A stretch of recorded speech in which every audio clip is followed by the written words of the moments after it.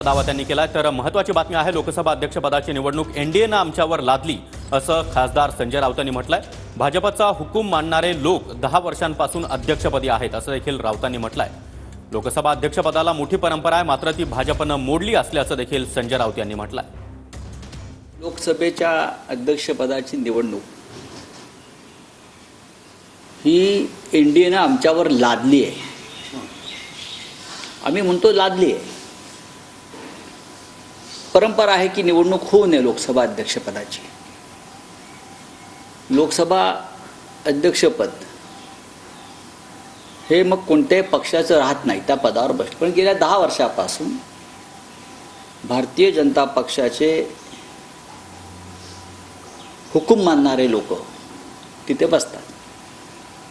फार मोठी परंपरा त्या पदाला जरी असली तरी ही परंपरा भारतीय जनता पक्षाने मोडून काढली।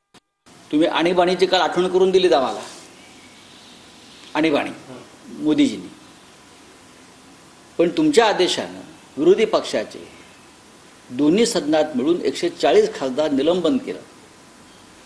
त्यातले एक ओम बिर्ला अध्यक्ष होते, त्यांनी मोठ्या प्रमाणात हे निलंबन केलं आणि त्यांनाच तुम्ही पुन्हा अध्यक्ष म्हणून आणताय। ही कोणती परंपरा आहे? म्हणजे विरोधी पक्ष सांगतोय की लोकशाहीचा मान राखा, सन्मान राखा। त्याच्यामुळे तुम्ही ही निवडणूक आमच्यावर लादली।